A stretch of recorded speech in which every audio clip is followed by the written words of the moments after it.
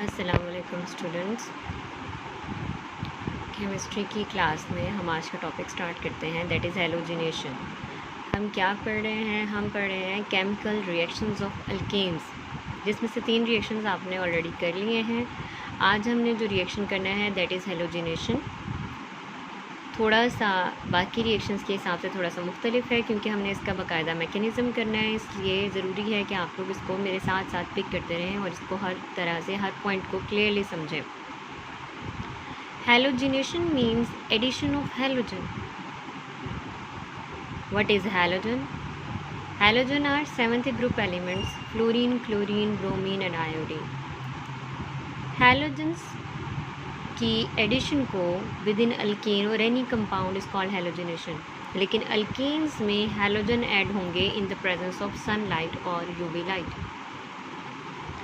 Sunlight ज़रूरी होगी और आप अल्केन लेंगे और उसमें क्लोरीन डालेंगे in the presence of sunlight, तो आपको हैलोजिनेटेड अल्केन्स मिलेंगे, मतलब कि उस अल्केन में हैलोजन ऐड हो जाएगा। यहाँ पर एडिशन नहीं होगी, यहाँ पर सब्सटीट्यूशन होगी। आप अगर अल्केन फैमिली का फर्स्ट मेंबर लेते हैं मीथेन CH4, मैंने आपकी आसानी के लिए CH3 इकट्ठा लिखा और एक H सेपरेट लिख दिया है, क्योंकि इस H को सब्सटीट्यूट करना है, मतलब कि एक्सचेंज करना है हमने। इसके साथ जब हैलोजन सपोज Cl2 ने रिएक्ट किया, 2 क्लोरीन के मॉलिक्यूल्स हैं, तो इस CH4 का जो एक H है वो इस क्लोरीन से सब्सटीट्यूट हो जाएगा।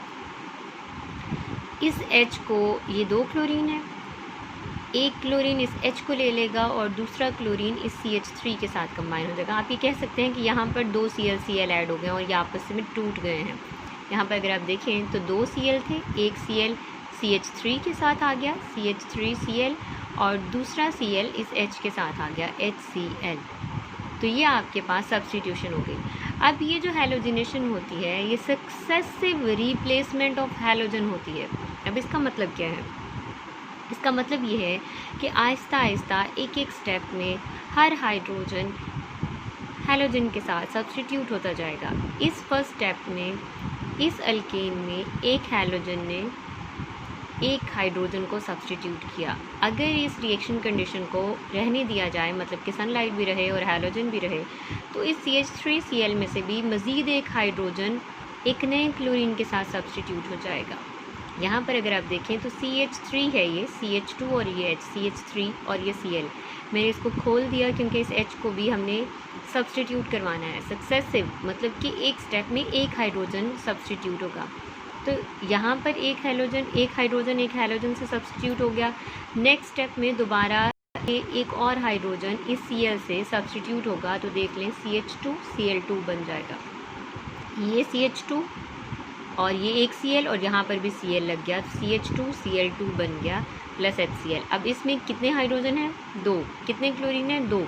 नेक्स्ट स्टेप में मज़ीद इसमें से एक हाइड्रोजन एक Cl से रिप्लेस हो जाएगा। जब ये रिप्लेस होगा तो बेटा यहाँ पे CH बचेगा और यहाँ पे Cl3 हो जाएंगे, क्योंकि एक H ने एक Cl से एक्सचेंज कर लिया। तो यहाँ पर देखें CH2Cl2 Cl, तो यहाँ पर आपके पास क्या बचा? CHCl2। यहाँ पर जो H था, यहाँ पर ये देखें H लगा हुआ था, ये Cl से चेंज हो गया, तो CHCl3 बन गया। इसके बाद ये CHCl3 है, इसमें मज़ीद एक हाइड्रोजन चेंज हो सकता है, तो ये हाइड्रोजन फिर से एक नए क्लोरीन के साथ एक्सचेंज हो जाएगा, तो आपके पास CCl4 बनेगा, कार्बन टेट्राक्लोराइड। तो ये जो हैलोजिनेशन का प्रोसेस है ये successive replacement of hydrogen with halogen है, कि एक एक करके तमाम हाइड्रोजन हैलोजन से रिप्लेस हो जाएंगे। आपके पास हैलोजन्स कौन कौन से हो सकते हैं? Fluorine, chlorine, bromine and iodine. इन सब में जो फ्लोरीन है वो अल्केन के साथ बहुत वायलेंट रिएक्शन देता है और हर पॉसिबल स्ट्रक्चर बनता है। बहुत सारे HF बनेंगे, बहुत सारे फ्लोरिनेटेड अल्केन्स बनेंगे। मतलब कि अगर आपके पास 3 कार्बन वाला अल्केन है तो हर कार्बन, एक कार्बन वाला फ्लोरो अल्केन भी बनेगा, 2 वाला भी, 3 वाला भी, तो मिक्सचर बन जाएगा, क्योंकि ये बहुत वायलेंट है, इसने हर तरह का रिएक्शन दे देना, हर पॉसिबल रिएक्शन दे देना।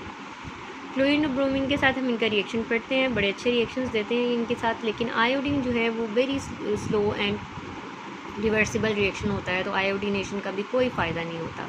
तो इस लिहाज से जब हम ऑर्डर देखते हैं तो अल्केन्स के ये 7 ऑर्डर, फ्लोरीनेटेड अल्केन्स का कोई फ़ायदा नहीं होता, तो हम इसको नहीं पढ़ेंगे। क्लोरीन ब्रोमीन के साथ हम इनका रिएक्शन पढ़ते हैं और आयोडीन के साथ बहुत कम रिएक्शन होता है। तो ये देखिए स्लो है, तो ये इनका ऑर्डर ऑफ रिएक्शन हो गया। नेक्स्ट हमने मैकेनिज़्म पढ़ना है कि हैलोजिनेशन होती किस तरह से है। ये जो आप रिप्लेसमेंट करवा रहे हैं किस तरह से होगी। Halogenation takes place with the help of free radical mechanism. Free radical mechanism का क्या मतलब है, हम इसको डिटेल में इस रिएक्शन को देख लेते हैं। फ्री रेडिकल मैकेनिज़्म एक ऐसा मैकेनिज़्म है जिसमें हमेशा 3 स्टेप्स होते हैं। पहले आप उन स्टेप्स के नेम याद करेंगे। First step is initiation. Free radical mechanism takes place with the help of 3 steps. What are the names of steps? First step is initiation. Second, propagation. Third, termination. आप इन तीनों नामों को बड़े अच्छे तरीके से अच्छे तरीके से याद कर लेंगे। What is step 1? Initiation. Initiation means शुरुआत, रिएक्शन स्टार्ट होना। नेक्स्ट स्टेप इज़ प्रोपेगेशन, मतलब प्रोपेगेट होना, प्रोसीड होना, फर्दर रिएक्शन को आगे कंटिन्यू करना। And third step is termination, means and होना। टर्मिनेट करना मतलब कि एंड करना, ख़त्म होना। ये ख़त्म होना है, ये स्टार्ट होना। Initiation, propagation, termination. अब इन तीनों स्टेप्स में होता क्या है, नाम क्या है, फ्री रेडिकल मैकेनिज़्म। इनिशिएशन मतलब कि रिएक्शन स्टार्ट होगा, रिएक्शन स्टार्ट होगा, इसका मतलब डेफिनेटली फ्री रेडिकल बनेगा।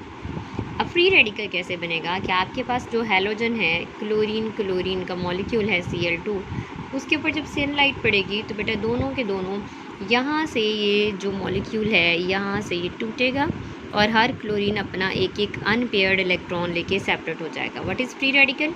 एक ऐसी स्पीशीज जिसके पास एक अनपेयर्ड इलेक्ट्रॉन मौजूद हो। जब आप किसी चीज़ के ऊपर नेगेटिव या पॉजिटिव चार्ज शो करते हैं बेटा, तो उसका मतलब होता है इसके पास इलेक्ट्रॉन का पूरा पेयर है और इसके पास इलेक्ट्रॉन का पूरा पेयर नहीं है।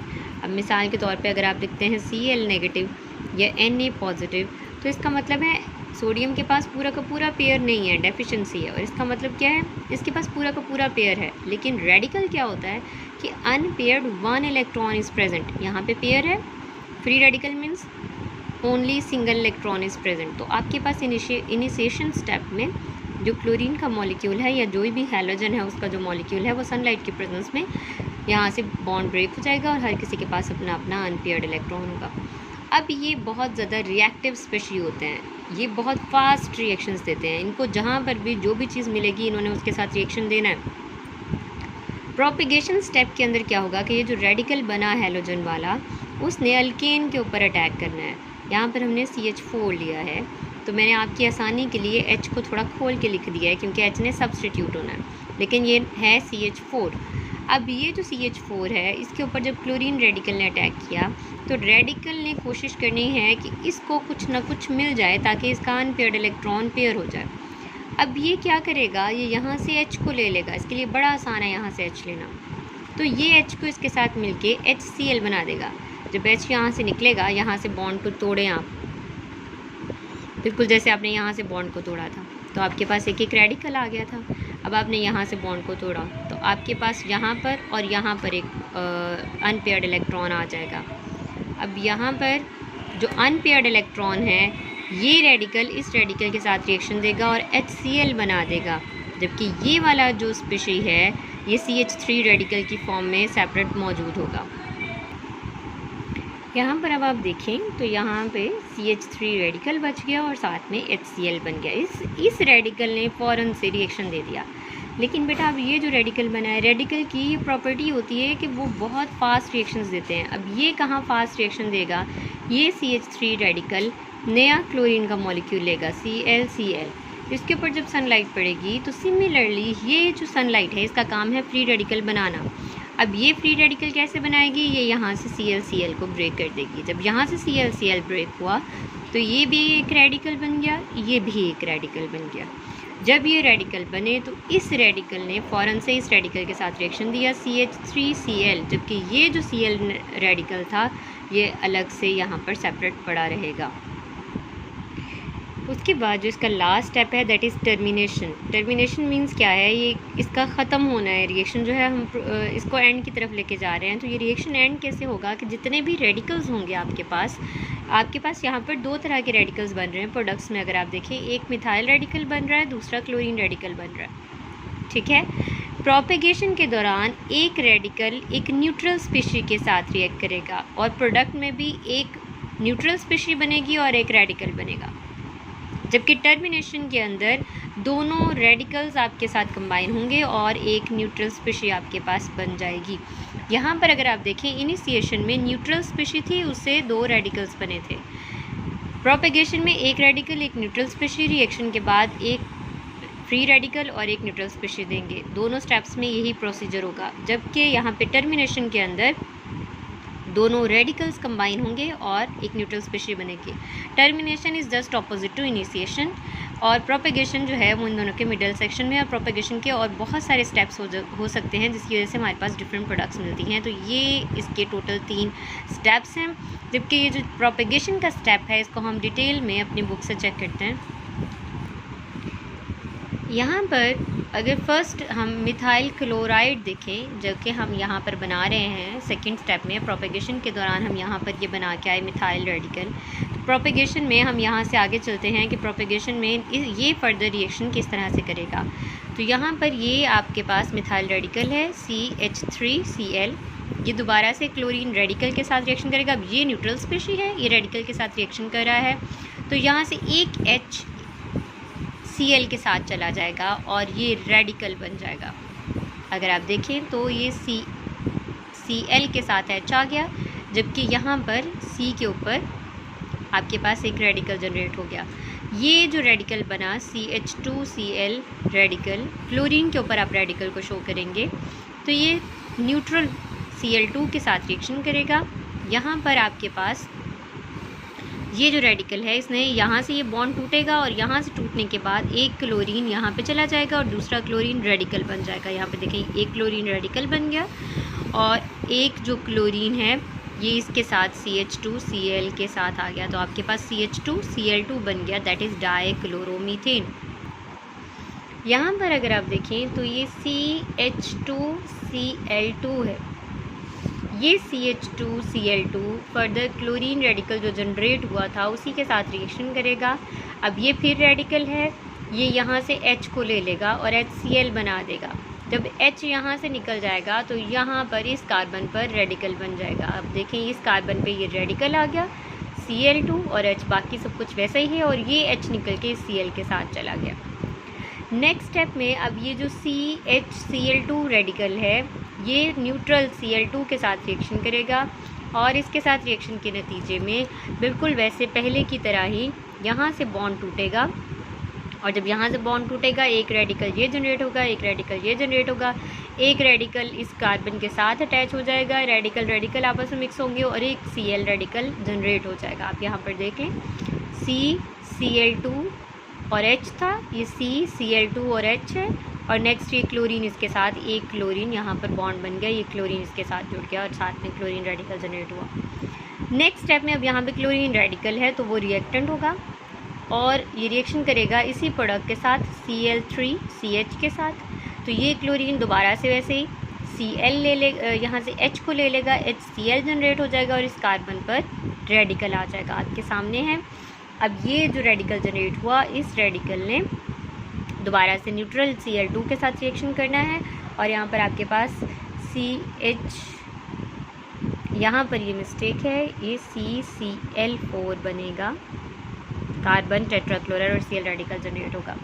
तो इन सब स्टेप्स के अंदर जो एक चीज़ आप नोटिस करें, प्रोपेगेशन के तमाम स्टेप्स में एक रेडिकल एक न्यूट्रल के साथ रिएक्शन करता रहा है और प्रोडक्ट में भी एक रेडिकल जनरेट होगा और एक न्यूट्रल मॉलिक्यूल जनरेट होगा। इनको थोड़े से स्टेप्स की प्रैक्टिस करेंगे तो आपको बहुत अच्छे से ये याद हो जाएंगे, लेकिन एक जनरल जो टर्म है वो आपको याद रखनी पड़ेगी कि स्टेप 1 में इनिशिएशन में न्यूट्रल से रेडिकल बनते हैं, प्रोपेगेशन में एक न्यूट्रल मॉलिक्यूल एक रेडिकल के साथ रिएक्शन करता है, नया जो प्रोडक्ट बनते हैं वो एक रेडिकल और एक न्यूट्रल मॉलिक्यूल होता है, जबकि टर्मिनेशन के अंदर दोनों रेडिकल्स आपके साथ आपस में कंबाइन होंगे और एक न्यूट्रल मॉलिक्यूल जनरेट करेंगे। प्रोपेगेशन के डिफरेंट स्टेप्स हैं जो कि यहाँ पर फर्दर दिखाए गए हैं और इन स्टेप्स के ज़रिए से आप डिफरेंट प्रोडक्ट्स ले सकते हैं जिसमें कि मिथाइल क्लोराइड, डाइक्लोरोमीथेन, टेट्राक्लोरोमीथेन जिसको क्लोरोफॉर्म भी कहा जा सकता है, या फिर ट्राइक्लोरोमीथेन जिसे क्लोरोफॉर्म भी कहते हैं, या टेट्राक्लोरोमीथेन बनेगा जिसे कार्बन टेट्राक्लोराइड भी कहा जा सकता है। यहाँ पर इसी में यूजेस ऑफ मीथेन है। ये यूजेस ऑफ मीथेन आप इसको अच्छे से याद करेंगे। Methane as a fuel use होता है। आप जो सुई गैस इस्तेमाल करते हैं घर में, मीथेन होती है उसमें। इसके अलावा मीथेन के ज़रिए से आपने ये सारे जो प्रोडक्ट्स ऊपर बनाए, methyl chloride, dichloromethane, chloroform, carbon tetrachloride, ये भी बन सकते हैं। इसके अलावा ऑक्सीडेशन के प्रोसेस से आपने मिथाइल अल्कोहल, फॉर्मल्डिहाइड और हाइड्रोजन साइनाइड बना सकते हैं। इसके अलावा कार्बन ब्लैक बनता है जो कि पेंट्स, प्रिंटिंग इंक्स और ऑटोमोबाइल टायर्स में यूज़ होता है। इसके अलावा आप यूरिया भी बना सकते हैं। तो ये यूजेस ऑफ मीथेन है। इसी के साथ हमारा अल्केन का चैप्टर एंड हुआ। हम नेक्स्ट चैप्टर स्टार्ट करेंगे अल्कीन्स इंशाल्लाह।